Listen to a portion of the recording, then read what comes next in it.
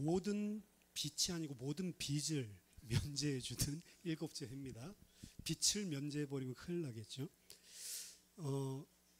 이 매 7년마다 모든 빚을 다 면제하라. 이거는 그 가난하고 어려운 사람들을 생각해 주는 법이잖아요.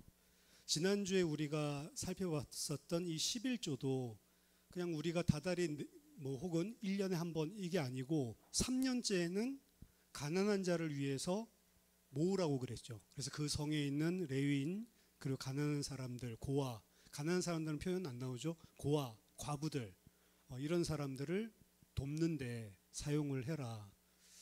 그러니까 매 3년째마다 1년에 내야 될 그 모든 11조를 성에 비축을 하고 그럼 3년째, 6년째, 그렇죠? 그리고 7년째에는 또 이 면제년이 시작이 되는 거죠. 그래서 하나님의 관심은 가난한 자, 연약한 자에게 분명히 있다라는 사실을 알 수 있습니다. 그래서 연속적으로 가난한 자, 자기 힘으로 살 수 없는 자, 이런 사람을 배려하는 이런 하나님의 법이 나오는데요. 인간이 이 땅에 살아가면서 경제적인 문제, 물질적인 문제가 사실은 실제 육신적인 생명이랑 달려있는 문제이기 때문에 가장 많이 겪는 문제죠. 인생에 있어서 문제, 구할은 경제 문제다.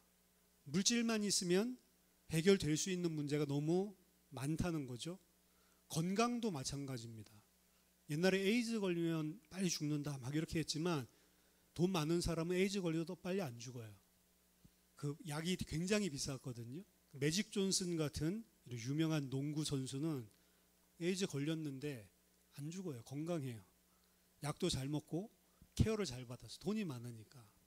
그러니까 경제적인 것, 물질적인 게 있으면 그냥 살만 윤택해지는 게 아니고 실제로는 질병이나 이런 것들도 다른 사람은 문제될 게 문제 안 되는 이런 경우들이 있죠. 그래서 물질적인 것 굉장히 사람이랑 밀접한 문제입니다.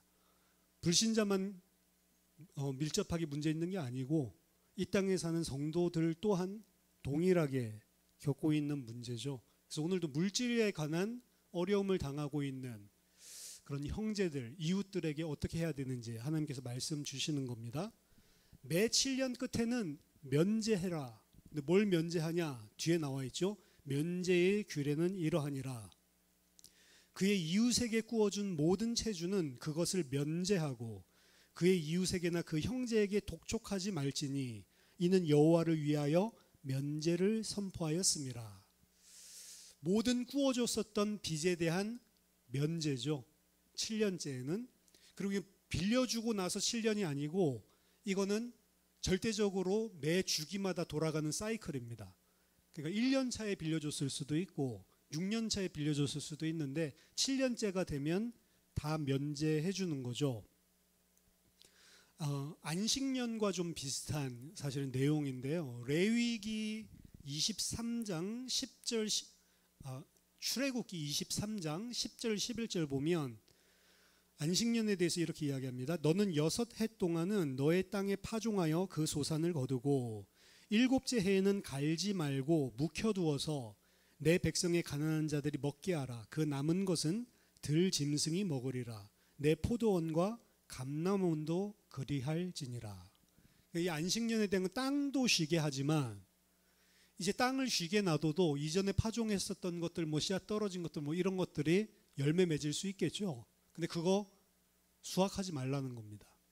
그 안식년 동안 자연스럽게 난 것들은 가난한 자들 혹은 들의 짐승들이 먹도록 그대로 놔둬라.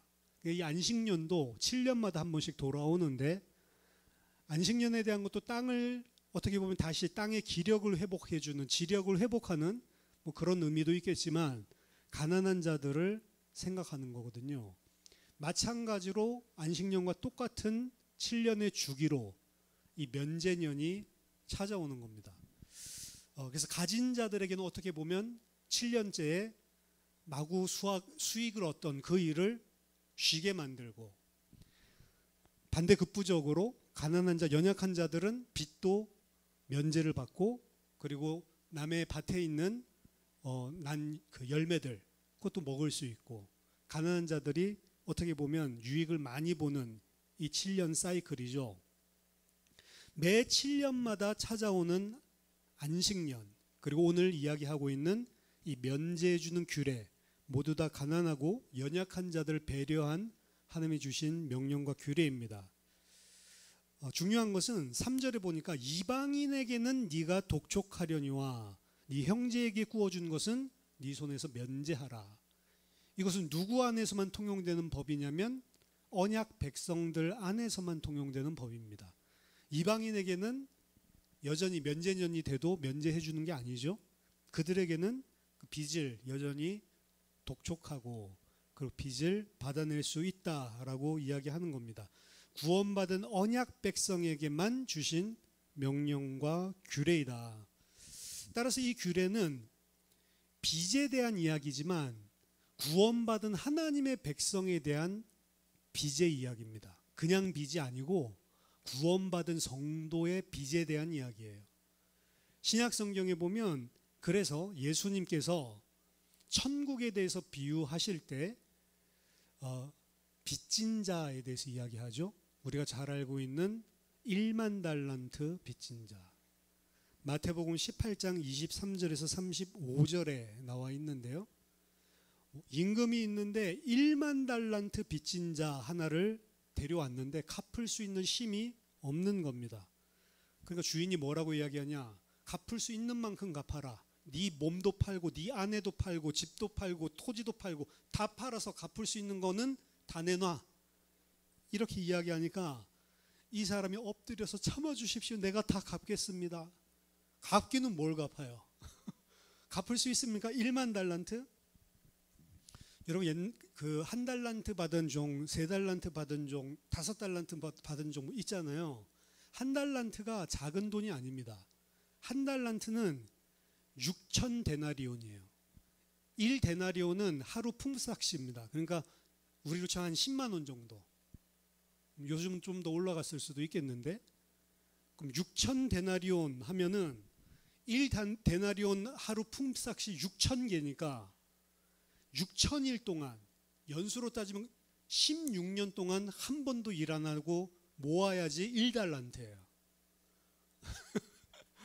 그러면 1달란트 받은 종 적게 받았습니까? 많이 받았죠. 우리 10만 원으로 계산해도 6억입니다. 당시 6억이에요. 당시 2000년 전에 6억. 그러니까 한 달란트 받은 사람은 적게 받았다고 땅에 묻어놨다 말이 안 되는 이야기예요. 그 6억 가지고 이자만 먹었어도 훨씬 더 많은 돈을 내놔야 돼요. 주인한테. 그럼 1달란트가 6억이면 1만 달란트는 얼마예요? 6조죠. 만 배니까. 6조면 1% 이자만 연이자로 해도, 그렇죠? 1년에 600억 이자만, 매달 50억 이자만. 그러니까 여러분 중에 50억 매달 이자 낼 수 있는 사람이 있으세요? 여기에? 거의 대부분은 못 낼걸요? 아니 매달이 뭐야? 뭐 10년에 한 번 평생 내라고 그래도 못 낼 사람이 대부분인데 그거 못 갚는 거죠. 당장 갚아라. 6조를 아내 팔고 집 팔고 토지 팔고 다 팔아도 6조 되겠어요? 절대로 못 갚는 천문학적인 액수입니다. 그렇죠? 그리고 지금 2025년도에 6조가 아니고 2000년 전에 6조란 말이에요. 그러니까 이건 엄청난 돈이죠. 우리나라도 요즘에 돈 가치가 달라졌어요. 지금 1억이랑 30년 전에 1억이랑 완전히 가치가 다르잖아요. 갚을 수가 없는 거죠. 그러니까 이 사람이 엎드려서 절하면서 뭐 사색이 됐겠죠. 다 갚겠습니다. 제발 좀 봐주세요. 이렇게 이야기를 하니까 불쌍히 여겨서 그 모든 빚을 다 탕감해줬다. 어떻게 보면 말도 안 되는 은혜죠. 근데 이 사람이 풀려나고 이 6조를 탕감받고 나오는 집 돌아가는 길에 자기한테 100데나리온 빚진 동료를 만납니다. 그럼 100데나리온은 얼마죠? 10만 원씩 치면 1000만 원이죠. 작은 돈 아니죠. 백데나리온도 막 쉽게 우리는 생각을 하지만 여러분 1,000만 원 빚진 사람 있는데 계속 안 내놓는다 그러면 속상할 일 많을걸요? 그렇죠? 돌아가는 길 그 사람 만나요. 근데 이 날이 어떤 날입니까? 6조를 탕감받은 날인데, 그렇죠? 그 빚을 면제해 주는 것도 아닌데 어떻게 보면 좀 봐달라, 자기랑 똑같이 이야기해요. 내가 갚겠습니다. 그때 갚기는 언제 갚아 네가, 이렇게 하고 감옥에 쳐넣었거든요. 그러니까 그것을 본 다른 사람들이 왕에게, 주인에게 가서 일러줍니다. 지금 방금 전에 이런 일이 일어났다. 그러니까 주인이 그 사람을 불쌍히 여기지 않는, 자기는 6조라는 엄청난 돈을 탕감받고도 1,000만 원 때문에 기다려주지 못하고 그를 옥에 쳐넣은 이 사람을 괘씸히 여기죠. 주인이 불러서 이야기합니다. 이 악한 종아, 네가 빌기에 내가 네 빚을 전부 탕감해 주었는데 내가 너를 불쌍히 여긴과 같이 너도 네 동료를 불쌍히 여김이 마땅하지 아니하냐. 주인이 노하여 그 빚을 다 갚도록 하고 그를 다시 옥졸들을 불러서 옥졸에 쳐넣었다. 이게 비유입니다. 1만 달란트. 여기 보면 언어가 오늘 언어랑 똑같아요. 빚을 탕감해 주는 이야기도 언어가 똑같지만 누구의 빚이냐면 너의 동료의 빚입니다. 언약 백성들 사이에서 일어나는 일이에요. 이방인에 관한 이야기가 아닙니다. 하나님의 백성, 하나님께서 그 은혜를 주셔서 긍휼히 여겨서 모든 빚을 탕감해 준 그 백성. 그런데 그 백성들 사이에 동거래 때문에 빚을 면제해 주지 못하고 자신은 이 엄청난 빚을 면제받았는데도 쳐넣은, 여기서 이야기하는 언약 백성의 빚은 예수님께서 십자가에서 갚아주신 죄의 빚이거든요. 1차적으로는 지금 여기에서는 물리적인 경제, 돈을 이야기하고 있지만 영적으로 본다면 하나님이 우리에게 탕감해 주신 죄에 대한 빚입니다. 근데 그 죄에 대한 빚이 얼마나 크냐? 6조 정도 된단 말이에요. 매달 50억씩 갚지 않으면 안 될 정도의 우리가 감당하지 못하는 빚이고, 그거 갚지 못하면 채무에 또 쌓여갑니다. 빚이 시간이 가면 갈수록 계속 늘어나는 거예요. 사실 우리는 어떻게 보면 그 16년 동안 하나도 안 먹고 일을 해야지 갚아줄 수 있는 달란트, 1달란트라고 이야기했잖아요. 그럼 1만 달란트를 갚으려면 16만 년 동안 일을 하면서 하나도 쓰지 않고 모아야지만 갚을 수 있어요. 원금. 근데 이자는요 감당을 못하는 거예요. 우리 힘으로는. 근데 그 빚을 탕감받았는데 형제들끼리 나에게 진 빚, 그 빚은 어느 정도냐? 1,000데나리온. 그것도 아픈 거죠. 100데나리온. 그것도 적은 게 아닙니다. 나한테도 좀 충격이 되고 상처가 되는 일입니다.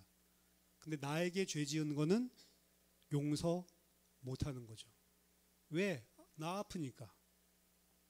안 아픈 게 아닙니다.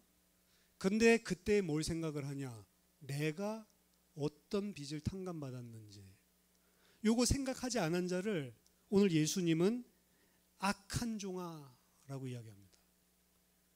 오늘 이제 나중에 본문에도 악하다라고, 악한 눈으로 네 형제를 보지 말라고 이야기를 하는데 같은 언어들이 마태복음 18장에 나오는 거거든요. 말하자면 지금 이 예수님께서 이야기한 빚 탕감하는 이야기도 그렇고 영적인 죄의 빚이죠. 그리고 물질적인 빚에 대한 이야기도 그렇고 이건 영적인 거야, 영적인 거로만 하는 게 아니고 실제 삶에 대한 육신적인 이야기도 같이 이야기하고 있는 겁니다. 영적인 것만 이렇게 이야기하는 게 아니고 실제 현물, 빚에 대한 이야기도 같이 하고 있는 겁니다. 근데 언약 백성, 구원받은 하나님의 백성은 물질적인 빚이든 아니면 자기의 상처를 주는 죄에 대한 빚이든 바라봐야 되는 눈이 달라야 된다는 거예요. 악한 눈으로 보지 말라고 하는 겁니다. 은혜 받은 자, 하나님의 백성으로 100데나리온 빚진 자를 1만 달란트 탕감받고 그 사람을 용납해 주는 것은 당연한 거라고 이야기를 하고 있는 거고, 오늘 본문에서도 네 동료, 구원받은 하나님의 백성, 네 형제의 빚을 7년마다 다 면제해 주는 것은 당연하다라고 이야기하는 거예요. 구원받은 사람이라면 훌륭한 것이 아니고 하나님 눈에는 지극히 당연한 것이고, 그렇지 않으면 그것이 악한 것이다 라고 이야기하는 겁니다. 4절에서 6절 보면 네가 만일 네 하나님 여호와의 말씀만 듣고 내가 오늘 내게 내리는 그 명령을 다 지켜 행하면 내 하나님 여호와께서 내게 주신 기업으로 주신 땅에서 내가 반드시 복을 받으리니 너희 중에 가난한 자가 없으리라. 가난한 자가 없대요. 이거 사실은 나중에 11절 보면은 땅에는 언제든지 가난한 자가 그치지 아니하겠다라고 이야기를 하죠. 땅에는 언제든지 가난한 자가 항상 있대. 근데 너희 중에는 가난한 자가 없을 것이다 라고 약속을 합니다. 어떻게 하면 너희가 이 명령, 이 규례를 다 청종하고 순종하고 지켜 행하면 내 하나님 여호와께서 내게 허락하신 대로 내게 복을 주시리니 내가 여러 나라에 구워줄지라도 너는 꾸지 아니하겠고 내가 여러 나라를 통치할지라도 너는 통치를 당하지 아니하리라. 그때 하나님께서 주시는 국가적인 민족적인 복이죠. 땅에는 가난한 자들이 그치지 않겠지만 너희 중에는 가난한 자가 하나도 없을 것이다. 어떻게 가난한 자가 없습니까? 항상 가난한 자가 이 땅에 있다고 했는데 성도는 다 부자 됩니까? 아닙니다. 풍요로운 형제가 가난한 궁핍한 형제를 보살피고 챙겨주기 때문에 그런 거예요. 예수 그리스도 믿는 자들 중에는 궁핍하고 가난한 자가 하나도 없을 것이다. 왜요? 예수 믿는 사람은 다 복 받기 때문에가 아니고 다 물질적인 복을 받기 때문에가 아니고 예수 믿는 사람은 풍요로운 사람이 궁핍하고 곤고한 형제를 봤을 때 그들을 챙겨주기 때문에 너희 중에는 가난한 자가 없는 것입니다.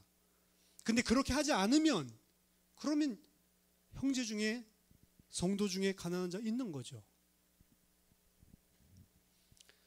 고린도후서 8장 9절에 보면 우리 주 예수 그리스도의 은혜를 너희가 알거니와 부유하신 이로서 너희를 위하여 가난하게 되심은 그의 가난함으로 말미암아 너희를 부유하게 하려 하심이라. 예수님이 가난한 우리를 위해 자신이 가난한 자리로 내려오시고 자신의 부유함을 우리에게 나누어 주신 것이 구원입니다. 그렇죠? 예수님은 절대로 이 땅에서 궁핍하게 하나님의 심판받고 인간이 되어서 살 만한 그런 분이 아니신데도 불구하고 우리를 위해 자기를 위해 종의 형체로 자기의 부유함을 우리에게 나눠주기 위해 자기는 가난한 자가 되었다. 우리에게 생명수를 주시기 위해 십자가에서 자기의 물을 다 쏟으셨다. 그렇죠? 그렇기 때문에 성도로 하여금 부유하게 만들어 주신 분입니다. 그러니 너희도 너희 부유함을 너희만 누릴 게 아니고 가난한 자들을 위해 궁핍한 자들을 위해 나누어 주라고 이야기를 하는 거죠. 그 이야기를 하면서 12절부터 15절 할 마음만 있으면 있는 대로 받으실 터이요 없는 것은 받지 아니하시리라. 없는데 하라는 이야기가 아니에요. 이는 다른 사람들은 평안하게 하고 너희는 곤고하게 하려는 것이 아니요 균등하게 하려 함이니 이제 너희의 넉넉한 것으로 그들의 부족한 것을 보충함은 후에 그들의 넉넉한 것으로 너희의 부족한 것을 보충하여 균등하게 하려 함이라. 피차라는 이야기죠. 기록된 것 같이 많이 거둔 자도 남지 아니하였고 적게 거둔 자도 모자라지 아니하였느니라. 만나를 거뒀는데 많이 거둔 자도 한 오멜이고 적게 거둔 자도 한 오멜이고. 왜 그러죠? 많이 거둔 자가 나눠준 거예요. 아낌없이 나눠준 겁니다. 왜? 내가 농사한 게 아니고 하나님이 부어주신 거고 내가 많이 가지고 그거 다 못 먹거든요. 그 다음날 아침 되면 또 내려주시는데 그러니까 이것을 적게 거둔 사람 부족할까 싶어서 나누어 주는 거 어려운 게 아니죠. 우리도 만나주면 그건 잘 나눌 수 있을 것 같은데, 그렇죠? 하나님 주시는 만나는 어차피 내가 가지고 있으면은 구데기 생기고 벌레 생기고 썩잖아요. 그러니까 이 만나는 내가 좀 많이 거뒀어. 그러면 누구 적게 거둔 사람 없나? 나눠줄 수 있는데, 그렇죠? 지금 이것이 성립하기 위해서는 나에게 주신 풍요로움이 만나처럼 보여야 돼요. 그 말은 무슨 말이냐면 이게 하나님의 은혜구나. 내게 아니고 하나님이 은혜로 주신 거구나. 내가 그거 싸잡고 있으라고 준 게 아니구나. 싸잡고 있어봤자 그거 뭐 속된 말로 똥 되는 거구나. 아무 가치 없는 것이구나. 그거 붙잡고 사는 게. 우리 청년들이랑 지난주에 전도서 봤는데 일평생 쌓아놨는데 하나도 못 써요. 그런 사람이 있습니까? 없습니까? 죽을 때까지 돈을 엄청나게 쌓아뒀는데 아까워서 자기는 옷도 못 사고 집도 못 사고 그냥 거지같이 살아요. 그러다가 딱 기부하면 멋진데 기부도 아니야. 그렇죠? 그런 사람 많습니다. 없는데 막 쓰는 사람이 있죠. 그런 사람도 많은데 있는데도 못 쓰는 사람이 있어요. 그렇죠? 없는 사람이 그 있는 사람 거 물려받든지 뭐 해가지고 그 사람이 막 펑펑 쓰고 다니고 있는 사람은 쓰지 못하고 그게 세상 사람들입니다. 근데 그게 하나님이 주신 복이래요. 돈을 많이 재물을 쌓는 것도 복인 줄 알았더니 그거를 내가 평안하게 쓰고 누리는 것도 복이래요. 내 마음대로 써질 수 있는 게 아닙니다. 그렇죠? 자기보다 더 뭐 경제적으로 윤택하지 않은 사람도 더 잘 누리면서 사는데 그 많은 돈을 쌓아놓고도 아까워서 한 푼도 쓰지 못하는 거죠. 저 같은 사람 좀 다 쓸 건데. 근데 왜 만나는 나눠줄 수 있냐? 이거 가지고 있어봤자 바람이고 헛것이라는 것을 아는 거예요. 그리고 그것을 없는 자에게 나눠주면 그게 오히려 그 사람도 고마워하고 그 사람도 풍요로워지고 감사한 거죠. 그게 은혜입니다. 은혜. 은혜를 내가 많이 쌓아두고 나 혼자 이러고 있는 게 아니고 은혜 없고 힘든 사람에게 나누어주면 그 사람도 살아나고 힘이 나는 거죠. 하나님께서 주신 것, 재물도 마찬가지예요. 재물도 이 개념에서 생각을 해야 되는데 재물은 하나님이 주신 것이 아니라 내가 열심히 해서 벌었다고 생각하고 내 것이라고 생각을 하는 거예요. 그러니까 궁핍한 자들이 보이지 않는 거죠. 이것은 너희들 것 나눠줘서 너희들을 궁핍하게 만들려고 하는 것이 아니고 모든 사람들로 하여금 균등하게 하려는 것이라. 너희의 넉넉한 것으로 그들을 보충해 줬다면 나중에 너희가 궁핍하게 될 때에 그들도 너희를 넉넉하게 채워줄 것이다. 서로 피차 상호간에 그렇게 하라는 거죠. 하나님께서 왜 모든 사람들이 다 한 호멜이면 한 호멜, 10호멜이면 10호멜 다 똑같이 거두게 하시지? 아니면 교회 안에 모든 성도들이 다 똑같이 경제적으로 수입이 똑같게 하시지? 왜 안 그렇게 하셨을까요? 애초에? 아니 그럼 이거 굳이 우리 보고 나눠주라고 하지 말고 하나님이 애초에 그냥 다들 그냥 복 줘가지고 안 궁핍하게 만들면 될 거 아니에요. 맞아요? 근데 왜 하나님 그렇게 하셨을까요? 이유는 하나밖에 없는 거예요. 하나님 그렇게 할 수 있는 능력이 있지만 그렇게 안 하십니다. 왜냐하면 그렇게 해야 내가 하나님의 사람인지 아닌지를 알 수 있어요. 그렇게 해야 내가 여전히 나는 나 중심적인 인간이구나. 이걸 알 수가 있는 거예요. 경제적인 물질적인 궁핍함도 마찬가지고 교회 안에 들어오니까 희한한 사람들이 있어서 나를 상처 주고 힘들게 하죠. 아닌가요? 너무 다 천사 같아요? 아니죠. 근데 그 사람들을 왜 하나님이 안 뒤집어 놓고 그 상태로 둬서 나를 힘들게 만들까요? 똑같은 이야기. 그럴 때에 나는 1만 달란트 빚진 자인데 100데나리온 빚진 자를 감옥에 쳐넣는 사람처럼 행동하고 있구나. 여전히. 이걸 보게 만드는 거예요. 그 사람에게도 계획이 있지만 더 중요한 거는 나한테 하나님의 계획이 있다고 각자가 다 생각을 해야 됩니다. 그 사람만 하나님의 사람임을 알 수 있죠. 진짜 은혜 받았는지 안 받았는지 그때 드러나는 거예요.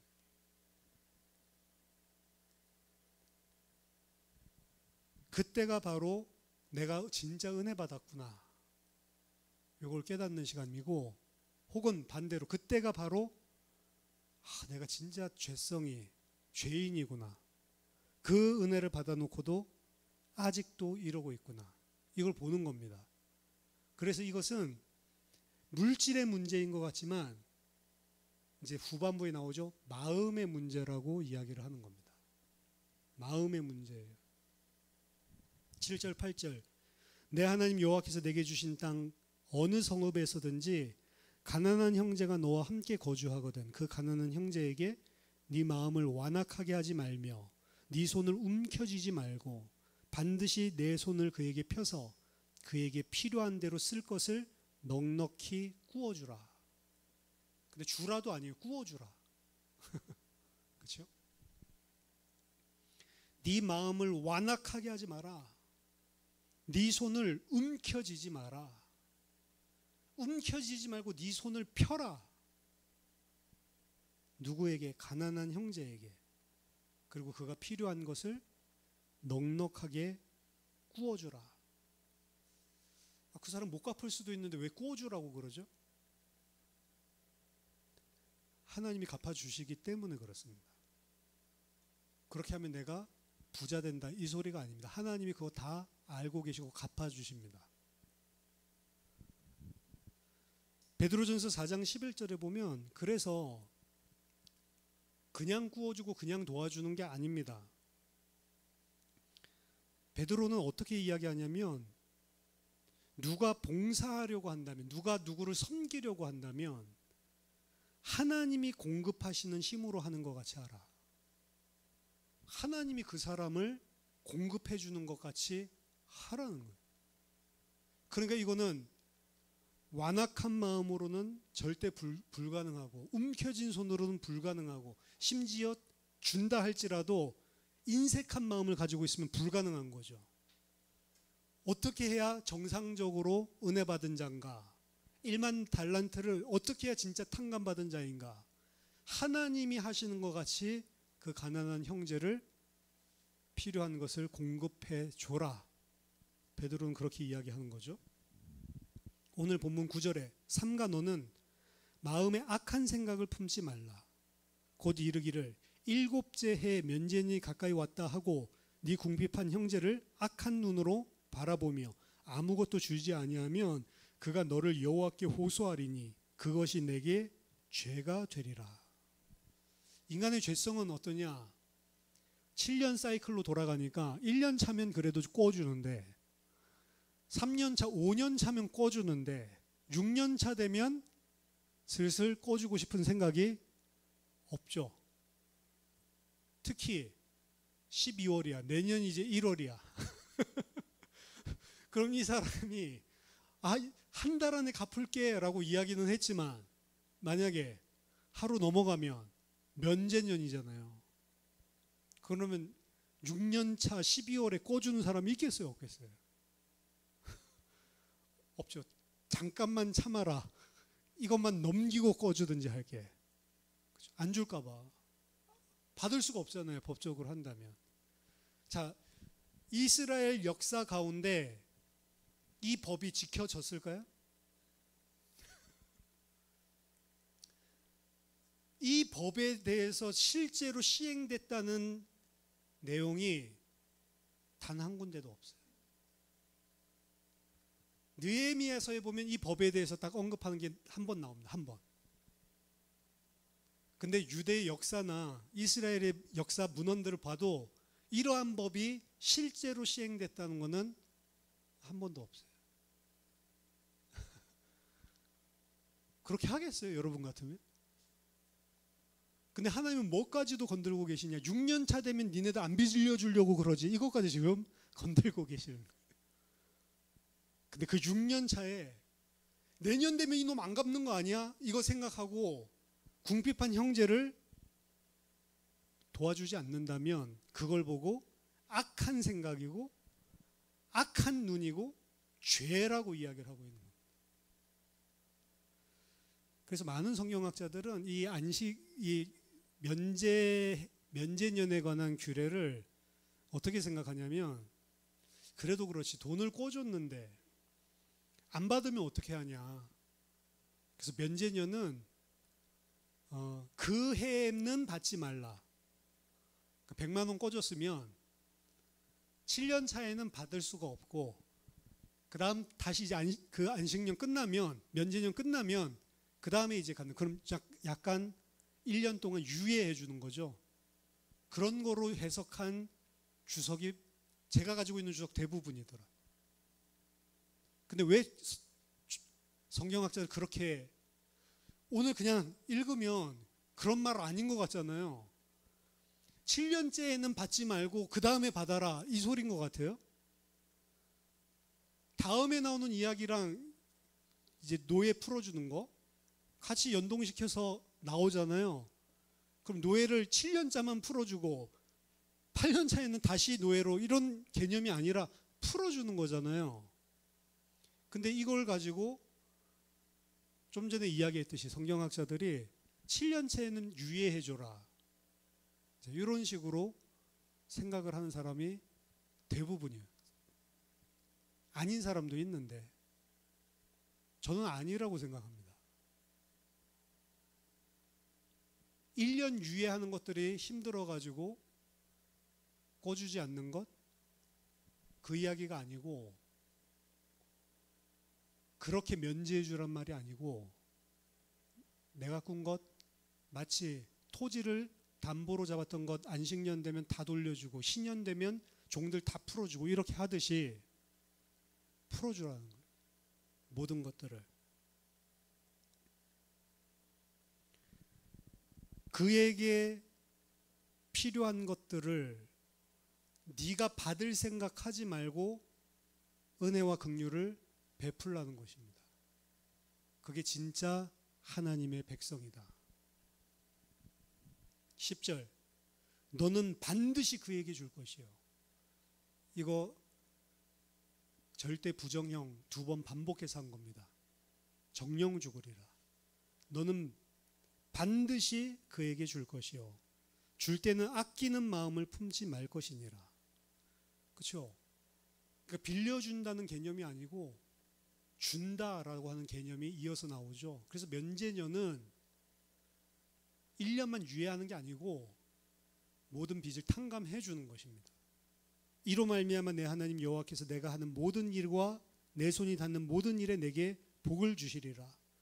아, 이거 빌려주면 복 주는구나, 이렇게 생각 들죠. 잘 꿔주면 막 보증도 막 서주고 이러면 형제들, 그럼 하나님 복 주는구나. 절대로 그러지 마세요.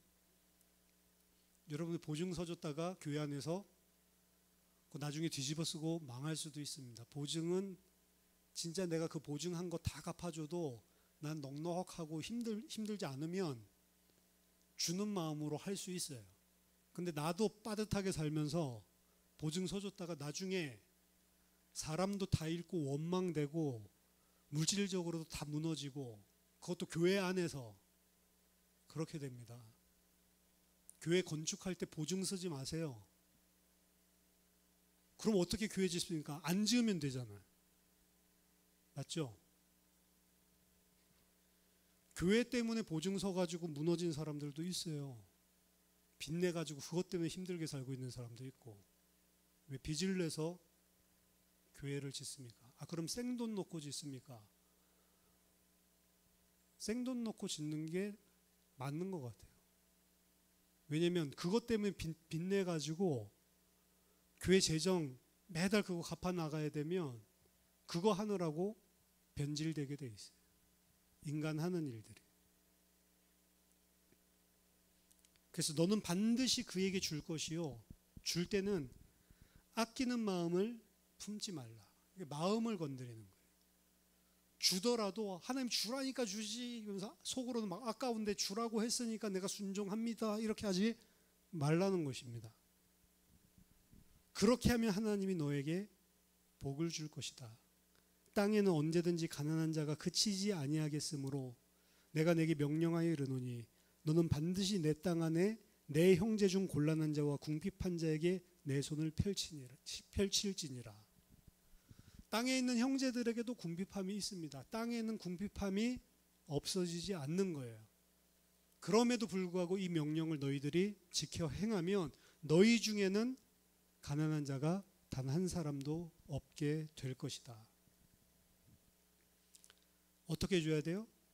넉넉하게, 필요한 대로, 아끼지 말고, 아까워하는 마음을 품지 말고. 사도행전 20장 35절 보니까 바울이 이렇게 이야기를 합니다. 내가 범사에 여러분에게 모본을 보여준 바와 같이 수고하여 약한 사람들을 돕고 또 주 예수께서 친히 말씀하신 바 주는 것이 받는 것보다 복이 있다 하심을 기억하여야 할지니라. 주는 것이 받는 것보다 복이 있다. 이 사실을 기억하여야만 한다. 자, 오늘 말씀 두 가지로, 첫 번째, 구제, 봉사, 섬기라는 차원의 이야기가 아닙니다. 내용은 액면적으로 구제하고 봉사하고 섬기고 구워주고 빌려주고 그들을 가난하지 않게 궁핍하지 않게 하라, 도우라 이 이야기지만 그 이야기가 아니고 본질은 복음 가진 자가 어떻게 살아야만 하는지, 복음 가진 자에 대한 이야기입니다. 1만 달란트 빚진 자가 100데나리온 빚진 자에게 어떻게 해야만 하는지, 진짜 하나님의 은혜와 긍휼을 받고 사랑을 받고 구원을 받은 자라면 그 형제들을 쳐다봤을 때 마땅히 나와야 될 행동을 이야기하는 거예요. 오늘 본문. 만약에 그게 안 되면 나의 뭐를 바라봐야 돼요? 내가 그 은혜 받아놓고도 이 100데나리온 빚진 동료를 감옥에 가두는 놈 비슷한 이런 죄성이 여전히 있구나. 그걸 보면서 하나님 앞에 돌이키라는 이야기입니다. 즉, 첫 번째, 복음 가진 자로서 살라. 그게 기준이에요. 나는 복음 가진 자로서 살아야 된다. 그럼 복음이란 거 안에는 그 하나님의 은혜와 긍휼, 하나님의 모든 대속, 1만 달란트 탕감해 준 것, 그 은혜, 그게 다 들어가 있는 그 사람으로서 살아야 된다. 두 번째입니다. 그 마음을 가지고 살아가는데 당연히 마땅히 행해야 될 것을 행하기는 하는데 더 중요한 건 그 행할 때 나의 마음의 문제를 쳐다봐야 된다. 하나님의 뜻을 행하고 순종할 때 우리에게 있어서 더 중요한 것은 순종의 행위도 중요하지만 그때 내 마음이 어떻게 되고 있었는가. 하라니까 하지 않으면 이거는 100데나리온 빚진 이런 사람 비슷하니까 억지로 하냐, 아니면 진짜 감사함으로 순종하는 마음으로 하냐. 어려운 형제를 돕고 필요한 것을 풍성하게 구워주는데 그들이 필요한 대로 또 아끼는 마음을 가지지 않고 정말로 구워주고 있냐, 마음을 쳐다보라는 거죠. 마지못해서 억지로 하라는 게 아닙니다. 궁핍한 자를 도우는데 그들에게 손을 펴지 않는 것이 너에게 악한 생각이고 악한 눈이고 그게 너에게 죄가 된다니까 이렇게 하면 안 되지, 이게 아니고 긍휼 받은 자로, 은혜 받은 자로 마땅히 당연히 그들에게 긍휼과 은혜를 흘려 내보내는 것, 그들이 필요한 대로 넉넉하게 손을 펴는 것, 이게 복된 자라는 겁니다. 이 사람이 복을 받는다. 그럼 그 복은 무슨 복이죠? 이렇게 했더니 하나님이 막 내 비즈니스 이렇게 잘 주게 해줬어. 그 복이 아니고 창세기 1장에서부터 복은 하나님이 있게 하신 그 자리에 있는 게 복입니다. 이제 앞에 부정한 짐승 이 이야기랑 똑같은 맥인 거죠. 창세기 1장에 하나님이 통치하시고 하나님이 다스리시고 하나님이 인간을 하나님의 아들 삼아서 임금 삼아서 대리 통치하게 하시고 그 아래에 모든 피조물가 그 발 아래에 있는 것, 이게 하나님의 질서고 하나님이 있게 하신 자리거든요. 그 상태가 복된 상태예요. 근데 인간이 그 자리를 침탈해서 하나님의 자리로 올라가려고 한 게 죄죠. 이 하나님의 말씀을 긍휼과 은혜로 그 마음속에 아끼는 마음이 없이 그 동료를 사랑하는 마음으로 도와주고 은혜를 베풀고 있다. 그 사람은 하나님이 통치하는 하나님의 나라에서 하나님께 전적으로 전심으로 순종하는 아들인 것이고 그 자리에 있는 게 가장 복된 것입니다. 그냥 뭐 인간적인 도덕 윤리를 선행을 했기 때문에 뿌듯한 것, 그것 이상이란 말이에요. 여러분 그거 아세요? 하나님 굳이 안 믿어도 인간적으로 좀 기특한 일을 자기가 하면 마음이 뿌듯하고 그리고 부담감이 없어집니다. 그래서 선을 행하는 사람들은 그 맛을 알기 때문에 더 행하는 사람들이 많아요. 그렇게 하지 못하면 오히려 불편해져. 내가 있는데도 안 하고 있는데도 저 사람 도와줄 수 있는 충분한 것도 있는데도 안 하면 더 마음이 괴로워. 근데 그거를 해주면 나는 비록 내 손에서 뭐가 빠져나가지만 마음이 훨씬 개운하고 그 사람도 그것 때문에 막 감사해야 하고 그 문제를 해결하고 막 이렇게 일어서는 거 보면 그것도 보기 좋고 그 사람 또 나에게 얼마나 감사하고 또 나를 좋아해야겠어요. 그러니까 여러 면에 있어서 어떻게 보면 조금 손해보는 것 같이 느껴지지만 손해가 아니고 훨씬 아름답고 힘이 되고 또 그걸 향한 자기 자신이 기특하고 불신자도. 근데 하나님이 주신 그 질서, 있어야 될 자리에 있을 때 주는 평안, 기쁨, 감사. 그리고 이제 내가 좀 했기 때문에 기특하다 이게 아니고 내가 어떻게 이런 자리에 있을 수 있었는가. 그것도 하나님께 은혜로 돌리게 제대로 된 성도라면 근데 그때 주는 평안, 감사 이런 것들은 원래 하나님이 창조 질서 가운데 있게 하신 복이란 말이에요. 그래서 그것을 순종하는 게 억지로 하는 것이 아니고 마지못해서 하는 게 아니고 항상 이 일들을 행할 때는 내 마음의 상태를 점검해야 된다. 백데나리온 빚진 자의 빚을 내가 탕감해 주지는 못할지언정 억압해서 그걸 갖다가 안 잡아낸다고 빨리 갚으라고 감옥에 집어넣는 일은 안 해야 될 건데 진짜로 1만 달란트를 탕감받았다면 그 사람은 아마도 백데나리온을 탕감해 줬을 것입니다. 근데 이 사람은 물질적으로는 1만 달란트를 탕감받았지만 그 마음과 영혼에는 하나님이 탕감해 주신 빚을 탕감받은 적이 없는 사람이에요. 그러니까 그 감사와 그 은혜와 긍휼이 흘러나오지 않는 것입니다.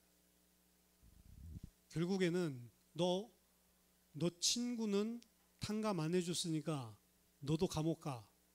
겉으로 액면으로 읽으면 그런 이야기 같지만 실제로는 이 사람은 자기 돈 문제 해결한 거지 탕감받은 은혜를 받은 적이 없는 사람이에요. 진짜 탕감받은 은혜를 받은 사람은 진짜 구원받은 사람은 그것이 흘러나가게 돼 있는 것입니다. 그래서 하나님이 주신 율법은 행위로만 쳐다보면 안 되고 결국에 마음의 깊은 곳에 마음의 문제라는 것을 항상 명심을 해야 되는 거죠. 복음 가진 자로서 살라. 두 번째, 그때 너의 마음이 어떤지를 살펴라. 이게 오늘 주시는 빚을 7년마다 면제해 주는 그런 하나님의 말씀 속에 담긴 것입니다. 저와 여러분들이 그리스도인답게 사시길 바라고, 그리고 겉으로 하는 행위가 아니라 진짜 마음에서 하나님이 주신 은혜와 사랑, 그것이 우리의 삶으로, 행동으로 연결되는 그런 믿음의 사람들 다 되시기를 예수 그리스도의 이름으로 축원합니다. 기도하겠습니다. 하나님 아버지, 은혜를 감사드립니다. 예수 그리스도의 십자가의 대속의 피로 우리의 모든 죄의 빚을 면제해 주시고 탕감해 주신 그 은혜 감사드립니다. 하나님, 그 복음 받은 자, 그 은혜와 긍휼을 받은 자로 이번 한 주간도 살게 하여 주시옵소서. 단순하게 하나님의 말씀에 억지로 순종하는 것이 아니라 그 은혜를 받았기 때문에 넘쳐나는 기쁨과 감사로 즐거이 주님의 뜻을 순종하는 하나님의 사람들 다 되게 하여 주시옵소서. 예수 그리스도 이름으로 기도하옵나이다. 아멘.